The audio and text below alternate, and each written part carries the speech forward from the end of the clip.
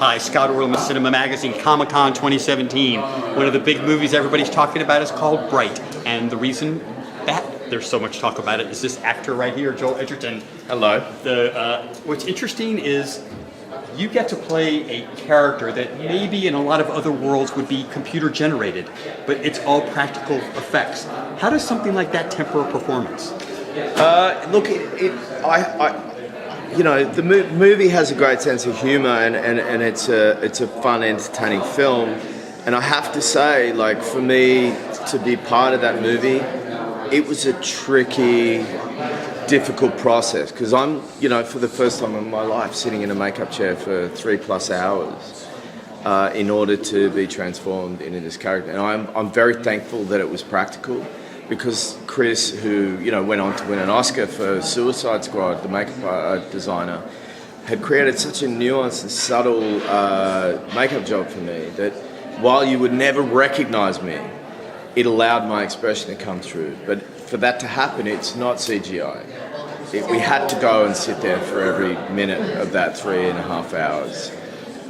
And it's so important for the film, but such a trial on my psychology to sit in that on a 12 to 15 hour shooting day.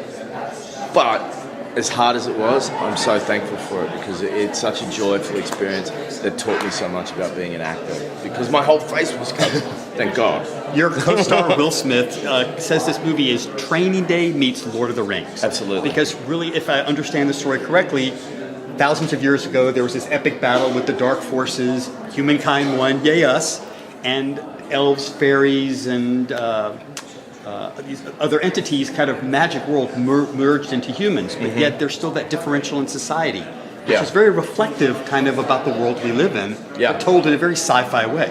Yeah, well, definitely. I mean, you could, in a subtle way without drawing too much attention to it. So if you talk about the tectonic plates of the world and how different cultures were supplanted and taken from a place and placed other places, and then how does society shift and settle once that's happened? And now we're talking about 2,000 years ago, the Dark Lord was conquered, and his soldiers were orcs, and elves were like always the supreme 1%ers, the intuitive kind of supremely intelligent race, and now they're all living on Earth. And it's like happened hundreds of thousands, or hundreds and 1,000+ years ago, and it's looking at an alternate version of present time where all those characters are living in society in the same way that, like, District 9, it wasn't like the invasion of the prawns or whatever had just happened. It had been a period of settling for a long time, and it created all these societal problems. These problems with integration and acceptance. So the film is very much about inclusion, exclusion, how we look and treat each other, and how do we fit into different roles in society. For example, the orcs. I'm the first orc that's been included in the LAPD as simply a tokenistic part of a diversity program. The rest of the orcs you see in the movie are limousine drivers and garbage collectors. They're treated like scum. The elves basically run the equivalent of Beverly Hills in this society, and everything in between. So, David's created this great world Max Landis has created this great world where it's not really, we don't talk about it too much, but it's going to be quite obvious what the film really is saying under the surface, and all the while, really, it's also kind of escaped from New York. And just really quick, because you're talking about inclusion and exclusion, we're here in San Diego at this world of Comic Con, which is really about the people who have been excluded, kind of finding their inner geekdom. They get a chance to kind of be out there. What does Comic Con mean to you as an actor? I mean, have you gotten a chance to kind of interrelate with these people? Oh, look, I've been to a couple of these things. I remember, because I cut off a small slice of Star Wars. I'm Uncle Owen, and so I went to a 25-year Star Wars celebration in, I think it was Idaho,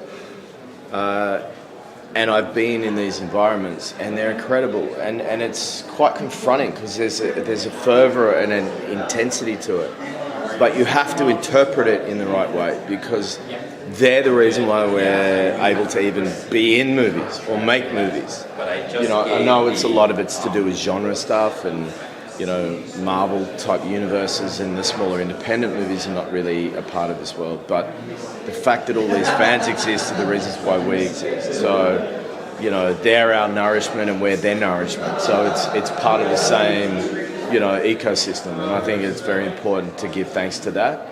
And it's very important that the actors and the filmmakers come here and you see the excitement. And it's actually quite a nice thing to feed off. It's like, let me share with you a little part of what we're about to release, and you get the excitement back. So you really understand who is appreciating what you're putting out there. Well, I appreciate you being here as always, Joel. Terrific. And this gentleman is about to start directing his second feature film. Yes. Couldn't get any big actors. I think he had to settle for Russell Crowe, Nicole Kidman, and Lucas Hedges. Yeah. I hope you're able to work with that.